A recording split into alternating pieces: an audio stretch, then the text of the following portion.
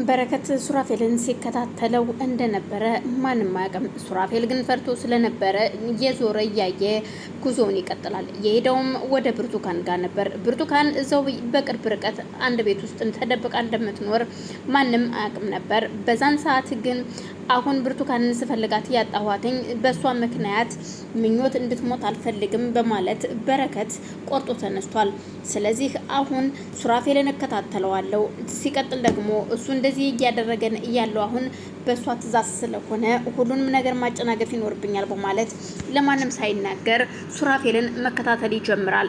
ሱራፌልን እየተከታተለውም ሱራፌልም እንደለመደው ወደ ብርቱካን ቤት ያመራል። እየዞረ እያየ ቢሆንም የሚራመደው በረከትም በቅርብ ርቀት እየተከታተለ የገባበትን ቤት ያያል።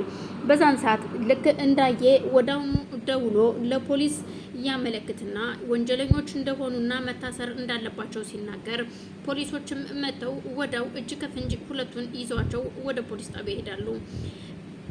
የዶክተሩ ሚስት ወይዘሮ ማርታም እነሱ ጋር አብራ እንደምትሰራ ስለሚያውቅ አብራ እየሰራችው እያገዘችው እንደሆነ እቤትም እየተመላለሰች አንዳንድ ነገሮችን እያወጣች እየነገረችውም እንደሆነ በረከቴን ሁሉ ነገር ካወቀም በኋላ እሷንም ስለሚከታተላት ሁሉን ነገር ይደርስበታል። በረከት ይሄንን ነገር አሁን ዝም ማለት አይኖርብኝም፣ ለዶክተር መናገር እንዳለብኝና እሷን እንዲያሳርፋት ማድረግ አለብኝ ብሎ ያስባል።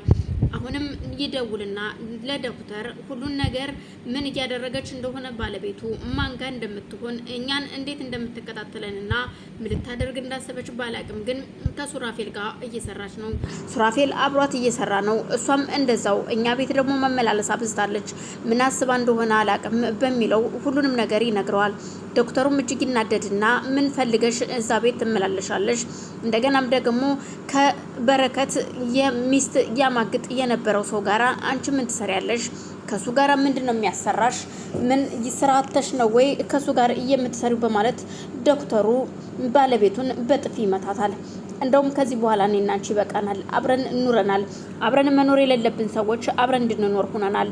ለዛውም አብረን እንድንኖርም እየሆንበት ምክንያት ለልጄ ስል ነበር መስዋዕት የከፈልኩት። ልጄ እሷን ብዬ እኔና አንቺ ብንፋታ እሷ ይከፋታል፣ አንድ ሰው ታጣለች ብዬ ነበረ። ግን ያንቺ መኖር እኛን በተነን እንጂ አልጠቀመንም። ስለዚህ ከሌሎች ሰዎች ጋራም ሳታጣይና ሳትነጥኝ በፊት እኔና አንቺ ከዚህ ጋር ብናቆም ይሻላል። አሁን ኮተትሽን ይዘሽ ከቤቴ ውጭልኝ በማለት ይናገራታል።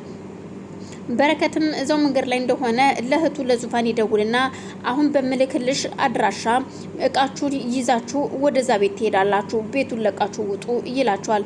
በረከትም እንዳለው ዙፋንም እሺ ወንድሜ በማለት የወንድሟን መልክ ተቀብላ ከምኞት ጋር በመሆን ልብሳቸውን ጭነው ወደ አዲሱ ቤት ይመጣሉ።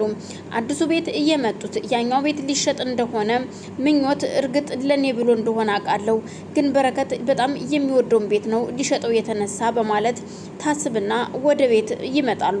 ከመጡ ከደቂቃዎች በኋላ ቁጭ እንዳሉ በረከት ይደውልላትና ዙፋንን እንደሚፈልጋትና በአስቸኳይ እንድትመጣ ሲጠይቃት ምኞት ትደነግጣለች። በረከት ምን ሆኖ ነው? ለምንድን ነው ትተሽኝ የምትሄጂው? ስትላት አይ እንደዚሁ ዝም ብዬ ነው፣ እናም እመጣለሁ አልቆይም በማለት ዙፋንም ተነስታ ወደ ወንድሟ ትሄዳለች።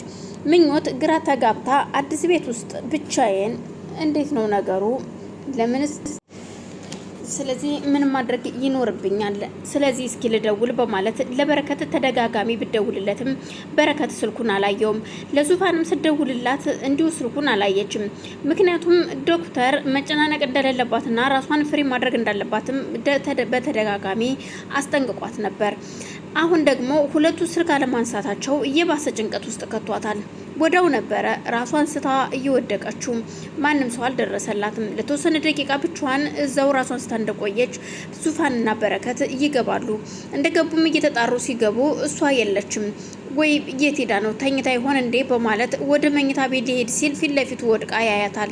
በድንጋጤ ሁለቱም አፋፍሰው ለዶክተር ይደውሉለትና ቶሎ ብላችሁ ወደ ሆስፒታል ይዛችኋት ሂዱ፣ እኔ ወደዛው መጣለው ይላቸዋል። ዙፋንና በረከትም ምኞትን አፋፍሰው ወደ ሆስፒታል ይወስዷታል። ዶክተር በድንገት ከስራ አድሮ መጥቶ ስለነበረ ለማረፍ ወደ ክፍሉ ገብቶ በነበረበት ሰዓት ነበር።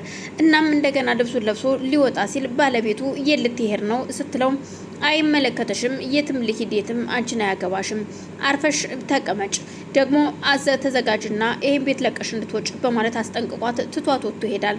ግራ የተጋባችው ወይዘሮ መነን ቆይች ሴት ምን እያሰበች ነው? ቆየ ሰውዬ ምንድነው እያደረገ ያለው? እኔን አያናግረኝም፣ በፍጹም ይህን ቤት ማለቀቄ መሄድ የለብኝም በማለት ግራ ተጋብታ ለስራ ባልደረባዋ ስደውልለት በተደጋጋሚ ስልኩን አያነሳም። እሱ በራሱ ሰዓት ሲደውልላት ቆይ አንተ በተደጋጋሚ ስልክን ስሞክርልህ ለምንድነው ስልክን የማታነሳው? እኔ መጥቼ እንዳነሳው ነው ወይ በማለት ስጮህበት ባክሽን ብዙ አትለፍልፊ፣ አሁን እኔ ደወልኩልሽ እስር ቤት ነኝ፣ እኔም ሆንኩ ብርቱካን እስር ቤት ነው ያለ ነው። ስለዚህ እና እኔ ምን ላርግህ ታዲያ? አንተ ከታሰርክ እኔ ምን ማድረግ አለብኝ ስትለው አይውልሽ ከፈለኩኝ እኔ እኮ ሁሉንም ነገር ወደ አንቺ ገልብጬ አንቺንም እስር ቤት ማስገባት አያቅተኝም በማለት ነገሩ ሲወረውርባት ያም መሀል እኔ በሌለሁበት እስኪ ሞክራ እንግዲህ ከተሳካልህ በማለት ጆሮ ላይ ትዘጋበታለች። ጆሮ ላይ ከዘጋችበት በኋላ ግራ ተጋብታ ወደ ቤቷ ስትመለስ ድንገት በረከትና ዶክተር ቆመው እየተወያዩ ነበር። በረከትና ዶክተር ሁሉንም ነገር ምኞትን ከሆስፒታል አድርሶ መድኃኒት ከሰጧት በኋላ ወደ ቤት ከተመለሰች በኋላና ከዚህ በኋላ በምንም ነገር መጨናነቅ እንደሌለባት በራሷ መተማመን እንዳለባትና ፍሪ ማድረግ እንዳለባት ውስጧን ዶክተሩ አስጠንቅቋታል። ለትንሽ ጊዜ በቅርቡ ኦፕሬሽን መሰራት አለብሽ፣ ግን እስከዛው ድረስ ደግሞ መጨነቅ እንደሌለብሽ ወቂ በማለት አስጠንቅቋት ከበረከት ጋር ሸኘኝ በማለት በረከትን ይዞት ወጥቶ ነበር። በዛን መሀል በረከትና ዶክተር ቆመው እያወሩ ያለ ባለቤቱ ስትመጣ ቆይ አንቺ ደግሞ ምን ልትሰሪ እዚህ መጣሽ ሲላት ምን ነው መምጣቴ ያስጠላል፣ ይደብርሃል? በቃ እየኋችሁ መጣው። እሺ አቶ በረከት በእናንተ የተነሳ ቤት የፈረሰ ስትለው አንቺ ሴትዮ ዞር በይ ነው ምልሽ ቢላትም አልገባኝም፣ ቆይ ምን እየተካሄደ ነው? አዎ ፈረሰ፣ ሊፈርስ ነው። ምን ሊፈርስ ነው? ፈርሷል እንጂ በእናንተ የተነሳ ትዳሬን አጥቼዋለሁኝ ስትለው በረከትም ይደነግጣል። ዝም በላት፣ እሷ ዝም ብላ ነው በረከት፣ አሁን አንተ ሂድ ወደ ቤትህ በማለት ይነግረዋል። እሱም ተነስቶ በሺ በማለት ወደ ቤቱ ይመጣል። ዶክተርም ወደ ቤቱ ሲሄድ እሷም ተከትሎ አብረን እንሂድ ብትለውም ዶክተር ግን ራሱን ችዬ ዝም ብለሽ የራስሽ ጉዳይ ብትመጭ ባትመጭ ምን አገባኝ በማለት ጥሏት ይሄዳል። ከደቂቃዎቹ በኋላ በረከት ቤት ከገባ በኋላ ከምኞት ጋር ቁጭ ብሎ እየተወያዩ ያለ ነበረ። ዙፋን እስኪ አየር ልቀበል ብላ ወደ ውጭ ስትወጣ አሁንም የዶክተሩ ሚስት መንገድ ላይ ታገኛታለች።